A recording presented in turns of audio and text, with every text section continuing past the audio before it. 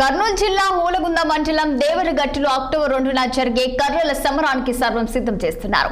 విజయదశమి ఉత్సవాల సందర్భంగా నిర్వహించే ఈ బన్నీ ఉత్సవానికి అటు నిర్వాహకులు ఏర్పాట్లు పూర్తి చేస్తుంటే ఇటు రాష్ట్ర ప్రభుత్వం ఉత్సవ నియంత్రణకు కట్టుదిట్టమైన ఏర్పాట్లు చేసింది.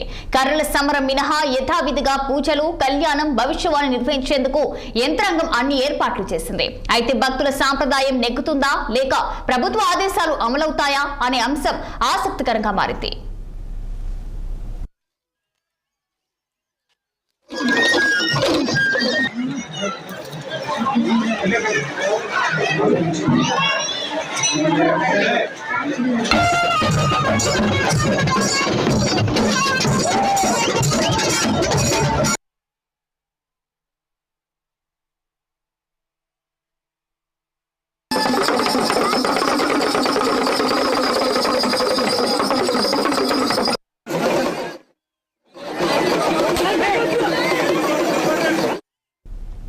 దశాబ్దాల కాలంగా ఆచారంగా వస్తున్న బన్నీ ఉత్సవం ఆద్యంతం ఎంతో ఆసక్తికరంగా సాగుతుంది.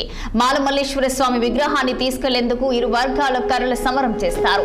నేరణికి, కొత్తపేట, నేరణికి, తాండ తదితర గ్రామాల ప్రజలు 2 గ్రూపులుగా ఏర్పడి స్వామి విగ్రహానికి ఫైట్ చేస్తారు. పోరులో గెలిచిన వారు విగ్రహాన్ని తమ గ్రామానికి తీసుకెళ్తారు.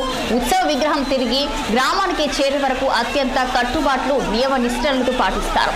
ఈ విధంగా దేవరగట్టు బన్నీ ఉత్సవం అత్యంత సాంప్రదాయబద్ధంగా కొనసాగుతుంది.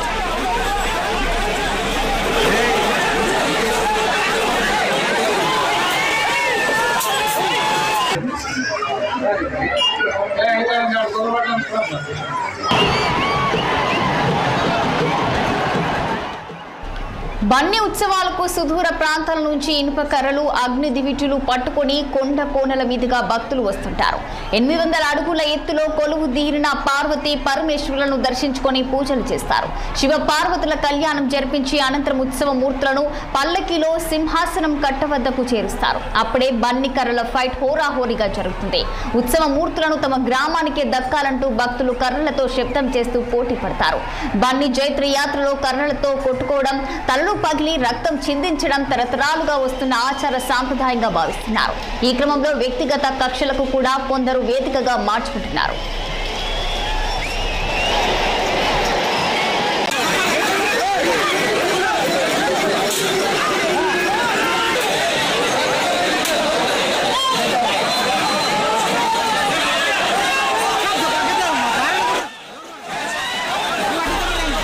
అయితే గ్రామస్తులు మాత్రం ఇది ఒక క్రీడగాను భావిస్తున్నారు. ఎప్పటికీ నేరునికి గ్రామస్తులే ఉత్సవ మూర్తులను దక్కించుకొని తెల్లవారుజాము వరకు పూజలు చేస్తారు. అనంతరం శివుడి ఆలయంలో ప్రతిష్ఠించి సింహాసనం కట్టవద్ద అందరూ కలిసి ఉత్సవాలు విజయవంతం అయ్యాయంటూ కర్రలతో నృత్యాలు, శబ్దం చేస్తూ బన్నీ ఉత్సవం ముగిస్తారు.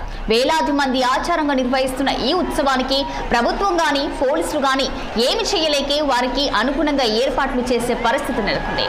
ఎవరికైనా గాయాలైతే ఎటువంటి ప్రాణాపాయం జరగకుండా ఉండేందుకు అక్కడే మెడికల్ క్యాంపులు ఏర్పాటు చేస్తున్నారు.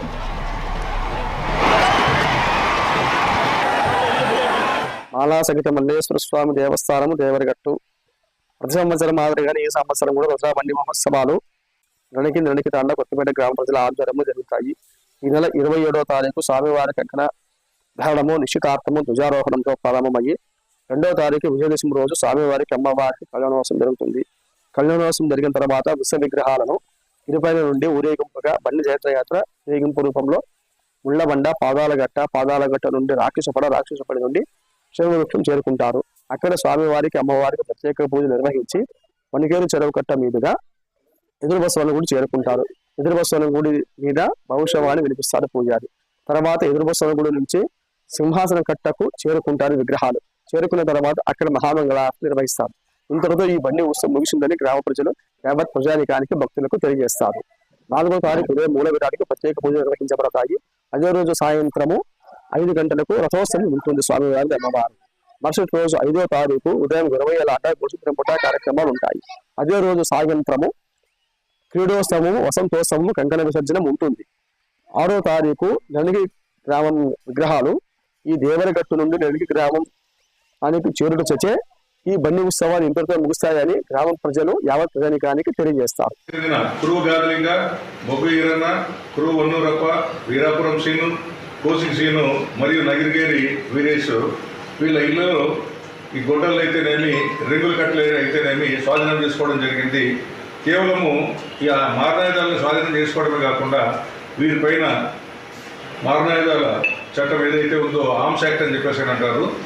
ఇండియన్ ఆర్మ్స్ యాక్ట్ ఏదైతే ఉందో దాని కింద సెక్షన్ 25B ఆర్మ్స్ యాక్ట్ కింద ఒక కేసు కూడా నమోదు చేయడం జరిగింది.